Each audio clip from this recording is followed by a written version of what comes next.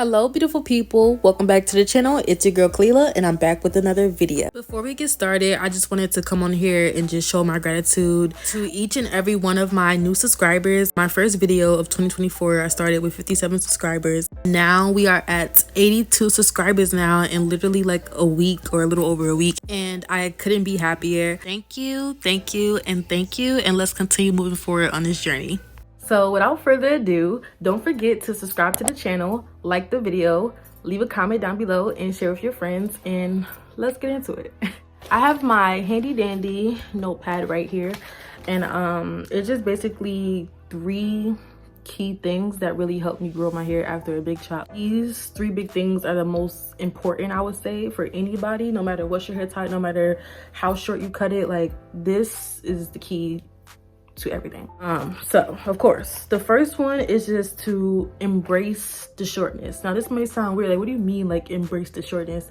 Because you know, like typically like when you do a big chop for the first time, and it has like a kind of a negative connotation to it, because you know you're like a woman and you're cutting your hair shorter, and then you know, like in this society women are supposed to have long hair, they're not supposed to have short hair, like that's ugly, or they look like a boy, or you know, just all these negative things attached to women cutting their hair and just doing what they want to do and being carefree and being unapologetically them. Embrace the shortness. I promise you, once you cut your hair off, it is just such a empowering feeling. Like, yes, you did that, you're starting a new path, this is a new journey, like this is a whole clean slate for you. So that's what I would say, like embrace the shortness, embrace the newfound freedom that you now have with your hair, and that you did take such a big step for the better, for hair growth and retention and length and things like that. And just being confident. It also just goes with being confident, because I've done a total of 4 big chops. I told you guys this in my last video, and I actually was tricked into doing a big chop by my mother. She took me to the hair salon and told me I was going to get like my hair done, and the next thing I know, my hair is getting snipped off. And I was so mad at her for the longest time, but then I was just like, you know what, it's not that bad. Like, my hair is just hair, it's gonna grow back, it's not the end of the world. But I know like a lot of girls, we think like, oh, I would never cut my hair, like why would I ever cut my hair, you know? But sometimes if your hair is damaged, then cutting your hair is the best thing you can do. Embracing the shortness, being confident is the first step, I would say, into growing your hair back after a big chop, especially for first timers.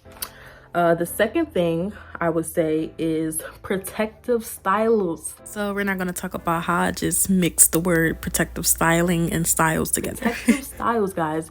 As a natural, you have to keep your hair in protective styles.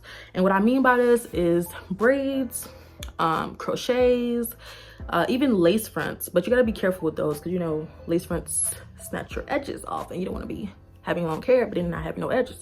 So protective styles, I will be including pictures for you guys, just to, you know, give you guys a better picture of how my journey went, or at least my latest journey of big chopping my hair.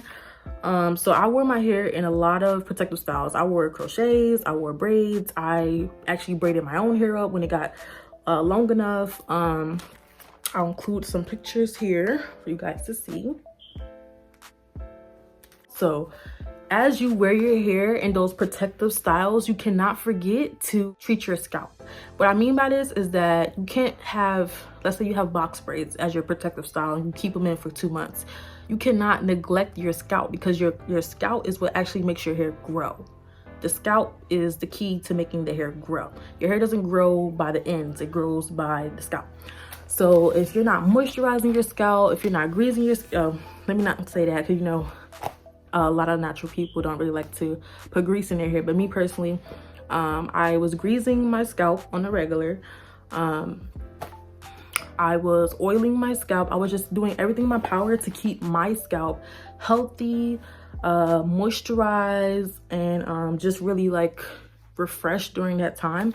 I would say that if you have a protective style where you can actually wash your hair and it's been in for a minute, I would suggest you do that as well, just to keep your scalp clean and not have too much of a buildup. The protective styling and your scalp care, that goes hand in hand with each other. Like, you can't do one without the other. You have to do both simultaneously to keep everything on the right path. I feel like I'm talking so much, but like I literally tell all my friends, I tell all my coworkers, everything I'm telling you guys, I tell it to everybody else in my day-to-day life. So I'm just like, why not, you know, share the knowledge. I've been having my channel up for 7 years. Like, it's about time, girl. And thirdly, this kind of goes with my first video about the natural hair regimen routine.